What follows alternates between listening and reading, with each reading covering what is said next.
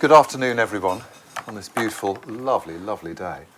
Well, we're going to change the mood a bit after the worries of China and Hong Kong and everything else, because Hannah is a polymath and has done such an extraordinary range of things in the 40-odd years that I've known her that I think we're rather blessed to have her in our presence this afternoon to tell us a little bit about her work and all the different things she's done.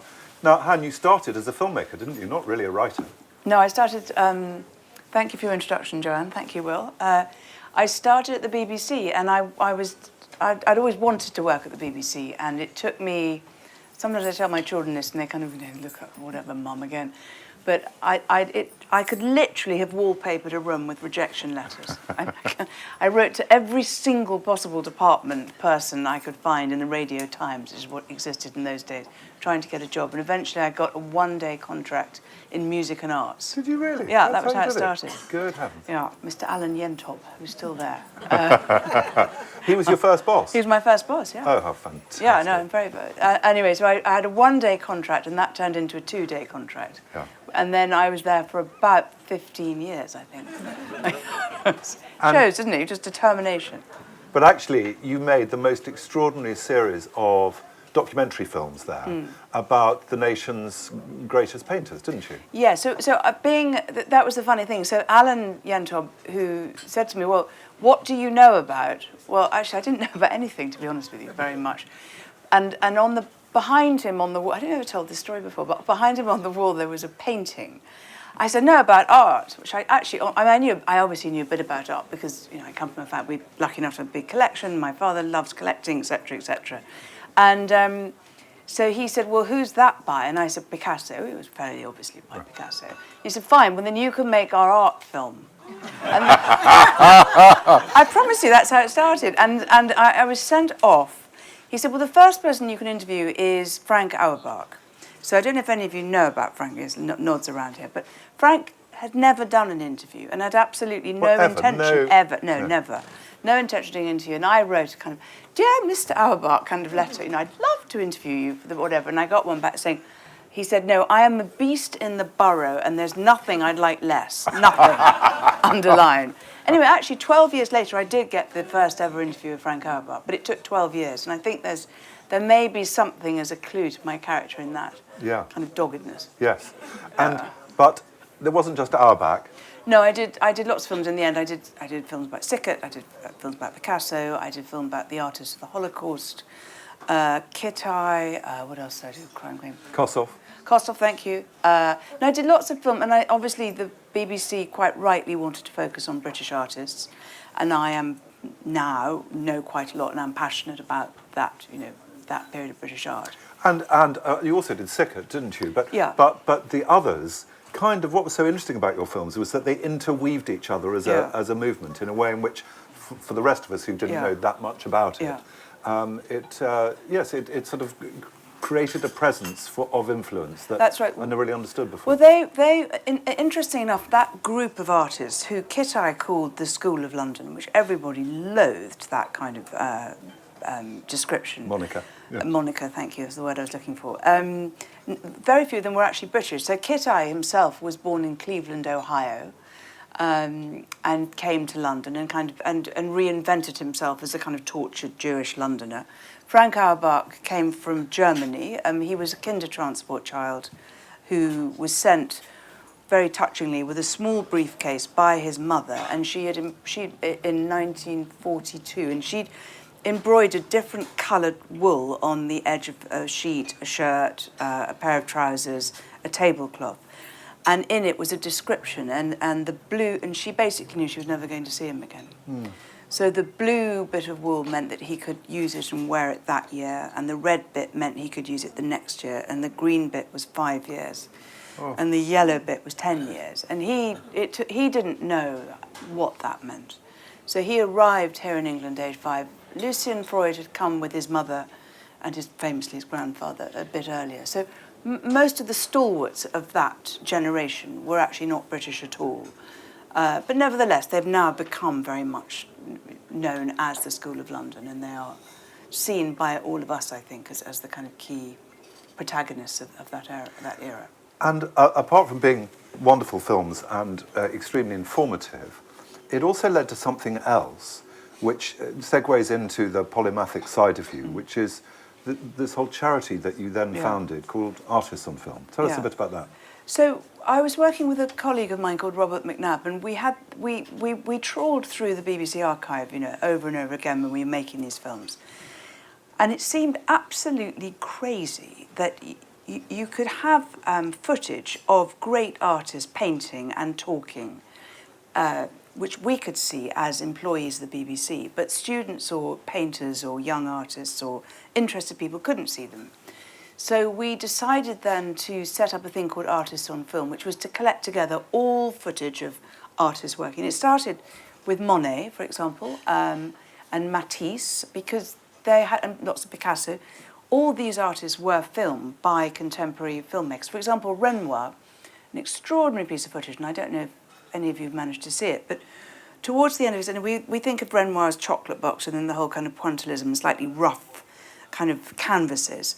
When you see the footage of Renoir at the end of his life, he had such bad arthritis that his hands became like these huge misshapen loaves of bread. And his son would put, who's obviously a great filmmaker in his own right, would put a paintbrush in his hand. And Renoir's very jolly, by the way, smiling away. Would you're right. Would stab away at the canvas.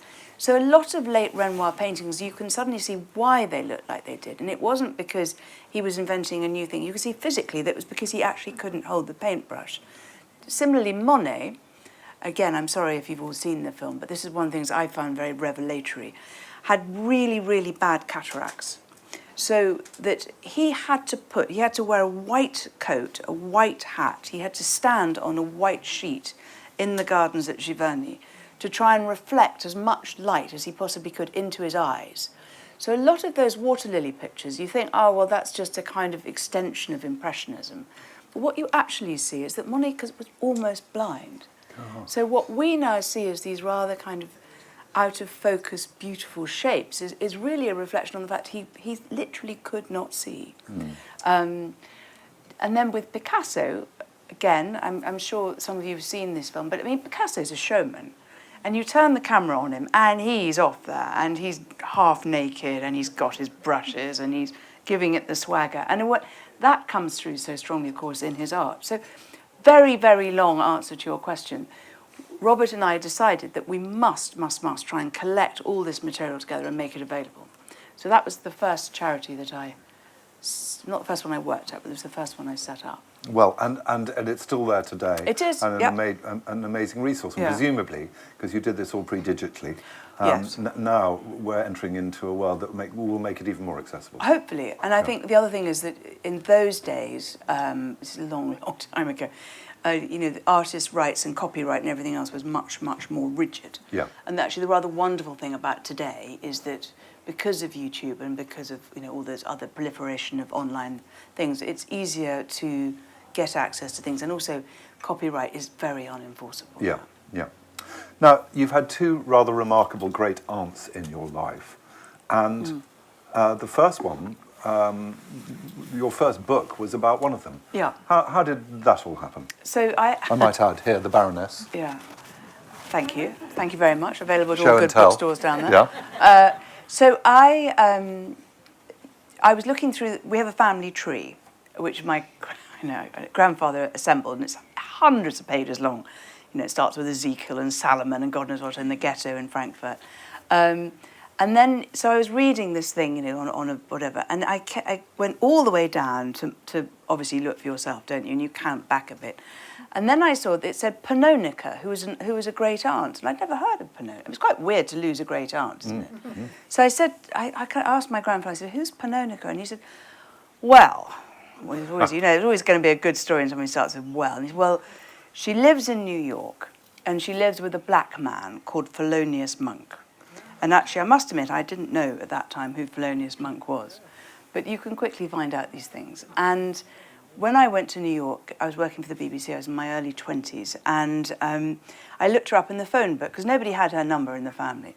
So I looked her up in the phone book and I rang her up and it said, Pannonica to Königswater. I found out that was her name. And I rang up and I said, "Hi, I'm your great niece." And there was a very, very long pause and then she went, "Wild." So obviously, So I said, can I come and meet you? And she goes, "Sure." And I said, "How do I find you?" And she said, well, she gave me a street name. And I said, "But is there a number?" And she goes, "Just look out for the Bentley." Absolutely true story. And then she hung up. So I toddled off. This was endlessly downtown at a time when it was, just quite reasonably frightening to go downtown. Remember those days? Yeah. And there was a huge convertible Bentley. And there were two drunks sitting in the back of it. And the headlights were still on, pointing to a door. I mean, it's so out of a movie that it's ridiculous. So I actually had my dad with me, which was quite funny at the time. He was really not at all into this whole escapade. He'd never met her. And we'd go downstairs, and they're sitting near the stage with a kind of Jean Harlow type hairdo. And a fag on. And a fag and a Sobrani cocktail in an endless thing. Was this woman, and this turned out to be my great aunt. And I said, "There's some drunk sitting in your car," thinking that I was being very English and responsible. And she goes, "That's good. No one will steal it." And that is how it went on. And anyway, so we did that, and she had a teapot on the table. She said, "Want some?" Anyway, so she poured. She had a more English accent actually than my rather appalling pseudo-American accent. So she poured some tea into a teacup, and I took a good swig, and of course it was whiskey. And she normally carried her whiskey flask was a carved-out Bible, which she carried with her everywhere. Anyway, I got to know her, and she was absolutely incredible. And she lived in a place called Weehawken, which is directly over the water from, I think it's the west side of Manhattan. And was Monk still around? No, He died? really tragically. So that was Monk died, I think, in 82, and I got to New York in 83. Yeah. But she lived in this house with a guy called Barry Harris, who was a good pianist, not a great pianist, but a good pianist, and 362 cats.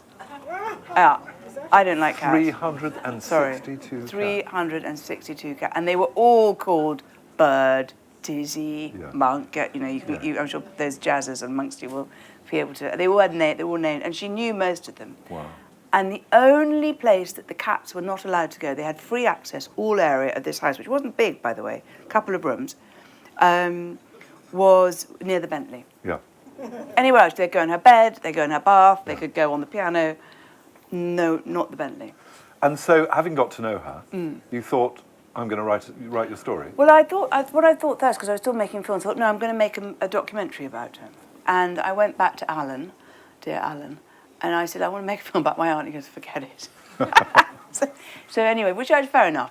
And but luckily by then technology had changed. So as you know from Molly, who's our great pin-up in terms of documentary filmmaking, you could, by that point, actually take your own camera. Not that I was as good as she is, but... so I would take a small camera, and whenever I went to the States to make a film about, or Europe for that matter, about anyone, I would try and find a jazz musician to go and interview. So I just gradually, over the years, accrued footage of good jazz musicians or people who'd known her. She then died quite soon after that in 86. And eventually, I then took it to this wonderful, wonderful producer called Nick Fraser, who did Storyville. And I said to him, "I want to make a film about my aunt, and I've got 700 hours of people talking." And he, to his great credit and to my joy, said, "Okay, do it." But that was many, many, many years later. And the book came after the film. So I then had so much material. Yeah. Well, then what happened? It was a great film, by the way. Thank you very much. Right. Thank you. The wonderful thing about having so much footage, which by the way is a nightmare to cut. If any of you make documentaries, you really don't want to have 700 hours to get into 1.5 hours. So I hit 50, and I'd always wanted to write a book. That was the thing, but I'd never really felt I had much to say or didn't have the confidence. But I did have 700 hours of material. So I thought, I'm going to try it. And that's how that book came about. Just a sideline here, hit 50 and decide to write a book. For any of you out there, you can do it whatever age you like. And I think you that's really can, really actually. inspiring. You really can. as we know from our celebrity guest yesterday, who at 87 wrote her first. Good. And then you carried on making films, because then you made a trio of really intriguing films, which you're probably not as proud of, but I still think they were jolly interesting. Thank you. Nicky Haslam, Peter Mandelson. Yeah. Actually, well, those are the two. Those are the last two. Those were the last two. And actually, yeah. So Nicky Haslam is an interior designer, and I wanted to make a film to try and work out a little bit about his life and also about that milieu. And he'd been an interior designer. I think his rather marvellously, his mother, who was called Diamond, was Queen Victoria's goddaughter. And Nicky is now, I think he's in his 80, I can't remember 80 what, but he was 80-something. And he'd been at it, at the kind of design thing, and had seen generation after generation after generation of wealth, and had done their houses, etc., etc. And I just thought, he's a very, I don't know if any of you know him, he's a very charismatic, funny, interesting guy. And I just thought, why not make a film and try and work out what it is that he does? And of course, what's fascinating about it is that he's part decorator, but mostly shrink. Because you go into someone's house and you really do have to find out where do they want their knickers, where are they going to sit, how much do they dislike their husband, in which case you've got to have two things. Is the budget really the budget? So actually it was a kind of rather riveting thing, and he was a delight to work with. And he also in some ways became the sort of entree into British life, English life, le style anglais, you might say, for an unbelievable array of rich people who would come and live in London. That's right. So you would get, there was a Russian oligarchess, who I don't know whether she's sanctioned or not, actually. I didn't keep in touch with her after the film, but she had come, her husband had made a ton of money and something which you probably didn't want to look at too closely. And they arrived in London, and Nicky basically designed her life. Yeah. So he didn't just do her house. He said, right, do you want cars, art, or horses? So she looked very, she said, well, I don't really know about cars or horses. He said, right, then you're going to have art. So then he went out and said, right, this is how you buy art. This is the committee you've got to be on. This is the museum you have to be seen at. This is the, So he did this extraordinary thing, and then he looked at her clothes and he said, it's very gulag, darling, very gulag. And he took her off and he redressed her in whatever the latest thing was. And her hair, he said, no. He took her off and he got her a proper haircut. And that's really what he did. And I found it really fascinating. And I'm an observational documentarian, so I just think watching him transform people's lives was riveting, actually. And then the next film was really intriguing too, because The Prince of Darkness, as he was known in the media, the real PM, as the title of your film, Peter Mandelson, was a sort of extremely, I was going to say Marmite, but I'm not sure there was that much love for him out there. And you made a rather intriguing film about the oddness of Peter Mandelson. Yeah. I was walking past an Evening Standard poster and I saw a picture of Peter in front of a bright pink background saying, I go, what was the great line? He said something like, down, not out, or something. And he said something like that. And I rang him up. He was a slight friend of my brother's, and I rang him up and I said, I'd like to make a film about you. And he said, come in. Anyway, it happened. And so, with the timing-wise, it was for his relaunch. We started in 2009, and then we went through the election of to 2010. So he was coming up because, in a way, he knew his political career was coming to an end? Oh, no, he didn't think that for a moment. And I don't think he still does. I don't think any politicians think their career's over, to be honest with you. Well, I know exactly.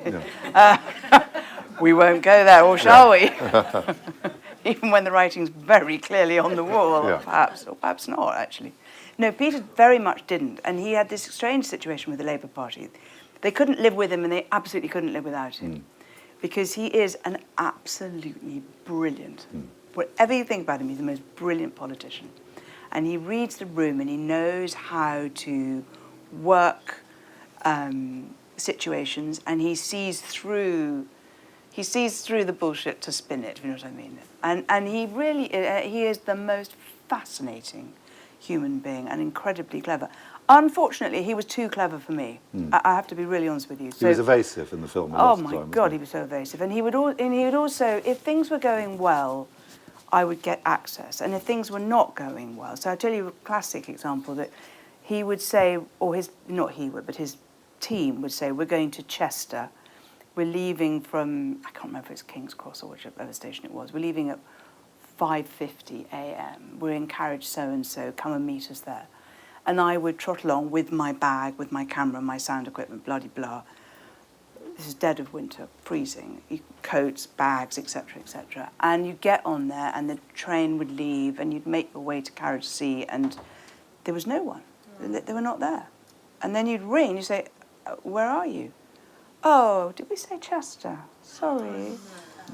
Norwich, you know. And so you'd have this terrible kind of game thing would go on. And I felt actually truthfully at the end of that film quite ashamed of myself as a filmmaker and a journalist because I didn't get the story. I got a lot of interesting shots and I got a lot of behind the scenes, but I never got the story, is the truth. I didn't know, I didn't have the nous, I think, or I don't think I was savvy enough to really work out what was going on. And there was a whole lot of stuff with Gordon Brown and Peter, you all remember this, and it was a very, very complicated, difficult story, and I wasn't the right person to make it. And actually, that was when I retired. I thought at that moment, you can't do this. You don't have that killer or that insight. So you retired from filmmaking, and then I went to writing. Yeah. And then you really did get the story. And for those of you who have read this, you'll know what I mean. Fantastic, funny book, but demystification of the London art world. And in a way, what you're talking about with Nicky Haslam and the Russians and everything else. This is all about somebody finds in a second-hand shop a masterpiece, and around the story is all the different people angling to try and buy the masterpiece. Yeah. And it's brilliant, absolutely brilliant. What gave you the story? By then you'd been a trustee of the Tate. I'd been a trustee of the National Gallery for about 5 years and the Tate for a couple. And the story starts, for me anyway, writing novels, it's a little bit like a kind of soup. Everything that I'd ever learned goes into them. So one of the films I'd made years before was about Nazi looted art. So I was very interested by Nazi looted art and by how art, and also by how art is used by different people in different situations.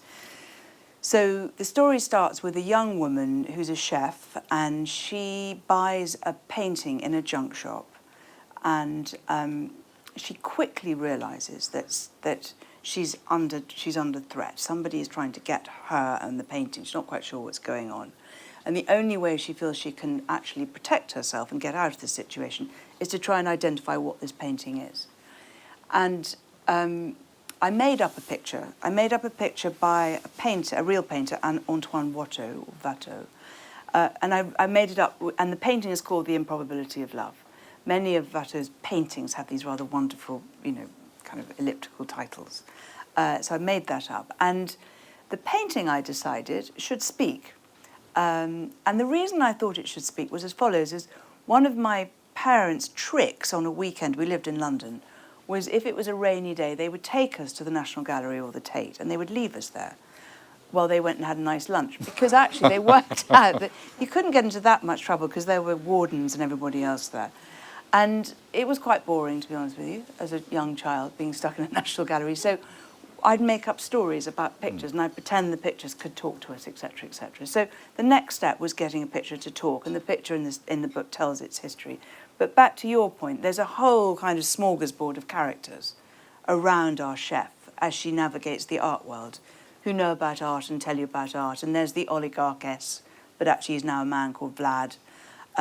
There is the museum director, there is the critic, there is the young kind of academic. So everything I kind of knew and was interested in around the art world, I put in there. And it was fun. I think the reason that the book did well is that I had so much fun writing it. Well, you can tell because it's beautifully written and it's really funny. Yeah. And what's lovely is that it sort of takes the lid off for the rest of us who aren't involved in that world of just some of the sort of extraordinary and banal elements of the sort of high finance world of art, and how very few people buying paintings are really buying them for the love of the art, or for other Hardly reasons. any. Whether it's social standing, whether it's sort of washing their dirty money, or whatever it is. Well, art is now an asset class. It's really like buying it. It's an investment, and I think that's how a lot of people see it.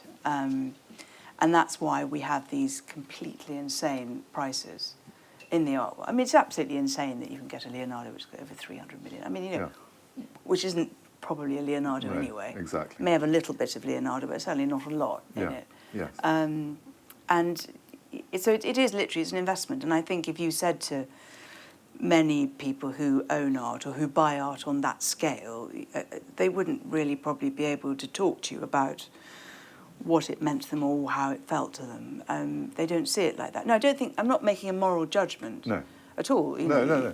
Everyone buys But it what's for different great reasons. is it's a demystification, and in the same way, your next book, The House of Trelawney, is also a demystification of something different, which is the aristocratic life. And there's another wonderful character in it, which is your other great aunt, Miriam, who was the world's expert on fleas. She was Queen of the Fleas. Yeah. So, who I think you knew her as well. So Miriam Rothschild was born in 1913, and at a time when, although the family actually put a lot of value on education, they didn't think it should be wasted on women. So she got to the Romans, and then that was it. And then the governess was sacked, and then they were left to their own devices. And she was really minded about this. She really minded about that. And she felt that, I think she was born in 1909, sorry, I got that wrong. But, and her father was a great expert in butterflies and in fleas and other things. And so she really taught herself she was very much an autodidact, if that's the right expression. And when she was 17, she went to the local poly and she persuaded the poly to take her on. She didn't have any qualifications. And she went through life just hoovering up information. And she became, as Will said, one of the great experts in fleas. And don't think for a minute that that is a small, limited subject, because it is certainly not. She wrote, I think it was 25 volumes of, I don't know, Fleus Maximus, Incorporatus, whatever else. You could tell how much I know about science. But anyway, and you would go and stay with her. Did you ever stay with her? I did, yeah. Yeah. So you'd go and stay with her, and there would be plastic bags, everywhere full of fleas. And there would be, she had a pet fox, and she had an owl that was allowed to run free, and there were you'd have lunch at the table. Remember, there were mice running up and down the table. And once I said to her, there's an awful lot of mice. She said, thank God, because rats and mice don't live side by side. So that was... She was such a kind and wonderful woman, and she comes across in the book as the warmest and most delightful character. But it's another demystification of aristocratic life and big house life, and actually how challenging it is. Yeah. And people always have the image of the enormous privilege of it. Yes. But actually, in a way, you take the lid off that. Well, I mean, this beautiful house here, which I haven't visited before, but is obviously, there's a huge amount of love has gone into this house and keeping it together. Not to mention the Norman keep out there, but it's not for the faint-hearted. I haven't met Demetra yet, or her husband, but it's a very, very, very. I mean, even keeping a smaller house together is difficult. But so I think there is, and yet I think there's very little understanding really about that, and about why they're so difficult, and why the families who live in them, who quite honestly could have a much better life probably in a smaller, more modern house, feel this passionate need to keep families going and to keep history going. Well, you see all those portraits on the wall, and you don't want to be the generation that... Exactly, that lets the side down. Yeah. Lets the side down. Yeah. Now, I've managed the session very badly because you're so polymathic. We haven't even got to being the first female chair of the National Gallery. Or something else that actually very few people know about, but you should know about, is that about 6 or 7 years ago, Hannah came up with the idea of illuminating the bridges of the River Thames in central London.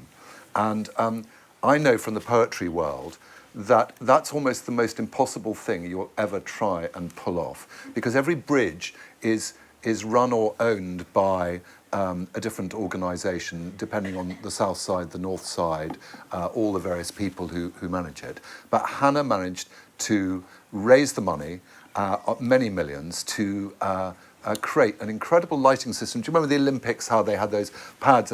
So effectively you can change the lighting, you can art direct it in any way you like. But London's bridges now, 8 bridges, is it? 9 bridges, along, underneath and everything else, have all been lit thanks to Hannah's extraordinary energies, which just gives you an idea of the terrier-like nature that are underneath, and I hope you take that as a compliment. But you really, I cannot think of a more administratively or politically challenging thing to do than illuminating the river. And my impression from the world is that nobody knows that it was you who made that happen. And you should take a big curtsy in the mirror for that, because that's an extraordinary achievement. Now, I know that you'd like to ask questions, and we've got to that the last 10 minutes. It would be really lovely to give you a chance to ask a question or two about Hannah. So we've got the mics. Who's going to raise a hand and who would like to get started? Yes, over here, this lady here.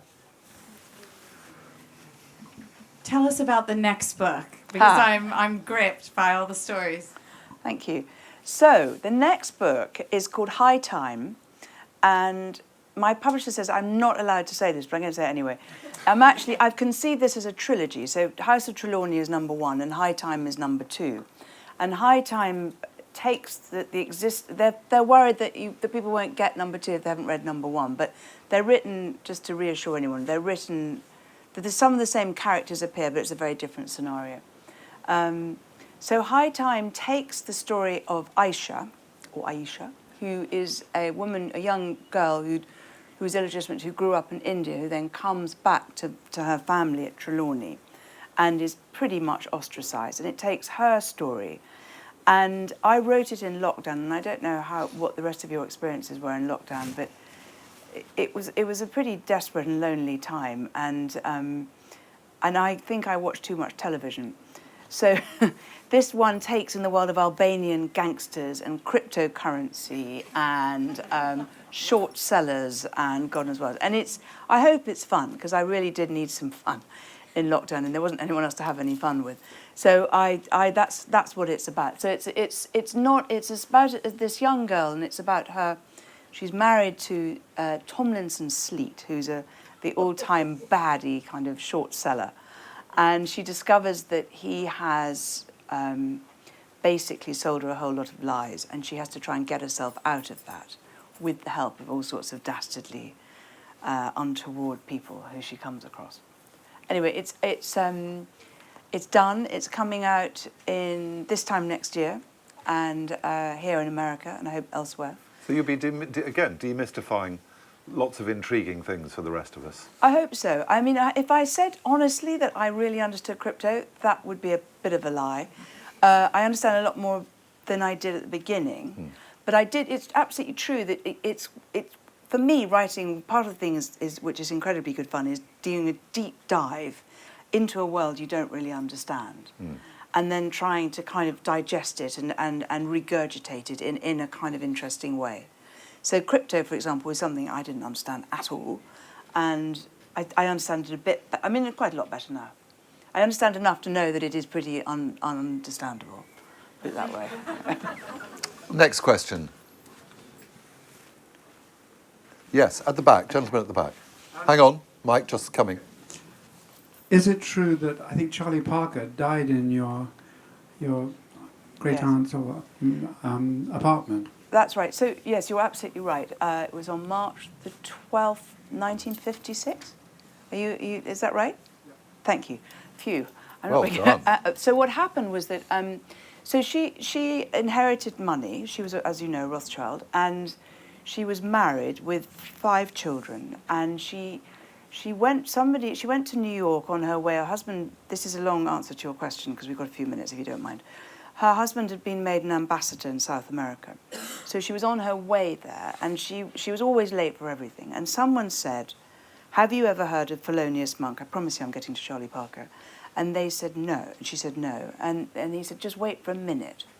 And he got out a record and he put the needle on the turntable, and she described it as a vinyl version of a spell being cast. And the record was round midnight, and she never caught the plane, and she never went back to her 5 children. She stayed, amazingly, stayed in New York. Monk, at that time, had lost his cabaret card, the license to play, because of a drugs bust. But that she didn't mind about that at all. So in the meantime, she became great friends with some of the others, including Charlie Parker. And Parker, so this is after the war, so this is kind of 48 through to when he died, 56. And what she did was to use her inheritance, and she used every penny of it, and to try and support that generation of jazz musicians who she believed were as important as Beethoven, as Bartók, as any musician in the history of the world, and that she thought, how marvellous that I can use this money that I didn't really deserve or earn for them. So Parker, at the time, obviously one of the great musicians of that era, arguably any era, was really down on his luck. His son had died. Chan, his wife, had left him, and he was living on the subway, basically going round and round and round. But all the musicians knew that if they got into really big trouble, they could go to Nika's apartment. She lived in the Stanhope at that time. And he turned up one night, and he was in a terrible state. She called her doctor. She had to smuggle him up in the service list because black people were not allowed in white hotels, so he wasn't allowed in her room unless he was actually working as a whatever. So she smuggled him in. She got her doctor to come and see him. And then very tragically, he died of a, whatever, I think it, whatever, we don't know, do we? There wasn't a autopsy then. There was a sort of crash of that thunder. I was going to say that, but you could tell that story. Yeah. Okay, so anyway, but they were watching. What do you remember? Is it Jack Dorsey? What were they watching on telly? No. Yeah, I think so. Yeah. Something like that. It was Jack Dorsey, the man who owns Twitter. I can't muddle. But anyway, they were watching a Is that right? You tell the story, and then. No, you tell it much better. Oh well, anyway. It's a nice thing to share. So they were there sitting in front of the television. She was there with her daughter, and there was this unbelievable crash of thunder and shot of lightning, and he died. And then it was a terrible moment after that because the body was mislabeled. It was sent to the wrong mortuary. He was put down. He was only in his 30s at the time, correct? Yeah, thank you. I needed you when I was doing my fact checking. But they put him down as 72 or something because he was so rattled and ravaged. And then of course her life was absolute hell because she was known as being, someone who protected these people who were not seen as upright members of society. Yes, lady here. Thank you, Hannah. That was absolutely lovely. I particularly loved the book about the Baroness. It was revelatory, and I really love you. Please, if you can ever find the time to write more about your wonderful relations. And the extraordinary thing that happened, this is not a question, but was that having read the Baroness, I was sort of extraordinary because we'd lived in the Philippines for 4 years, and we'd made good friends with the most charming, unassuming photographer called Patrick Koningsvater, who was her son. That's right. And we never knew until I read The Baroness. Oh, what an amazing coincidence. Yeah. So thank you. It was wonderful. Please, Oh. more relations as well more as relations. More relations. Well, they'll probably appear in a disguised way in the next parts of the trilogy. Now we've got time for one more question. Slowly. Yes, right at the front here. Where's a microphone? Just coming. No, but They might. do for their recording. Here we go. Do you collect any objects? Oh, objects. Well, or paintings? Yeah, I tell you what I collect. I collect paintings by young female artists, which now has become very, very fashionable, so it's quite lucky. I try and people who are under 30. And to be honest with you, it doesn't mean that I don't buy paintings by men or objects by men at all. So it's not exclusionary, but it just so happens that over the last decade that the paintings by young women tended to be the pictures I was more interested in. And I don't buy because they're not very expensive. I tend, it's a few thousand rather than 100,000 or millions. I can therefore take a punt, if you like, on it. I don't do it for investment, but I can. It doesn't matter to me whether they go on and become somebody famous. I buy them because I really like them. So that's what I collect. And I have collected other things over the years, but this feels a little bit more systematic, I must say. I feel a little bit more. And what I mean by that is I find it really enjoyable. I now do. It gives me a purpose to go out to art schools or to colleges, or if I go to a foreign city, I'll go kind of rootling around their kind of unknown galleries. You're very good for your Instagram friends in showing us who you've just seen, what you've just seen. You've just been to a show here, a show there. It's gripping, and your homes are, you have exquisite taste. Thank so you. just lovely, lovely, lovely. Yeah. Now, I think we've run out of time, and Hannah and I will go over there and sign books for any of you who want to buy them. And don't dash off, because I know Simon Heffer is here, and I've just seen the wonderful Maggie Hambling arrive. Yeah. So we've got lots more for you at the festival. But for now, ladies and gentlemen, Hannah Rothschild. Thank you.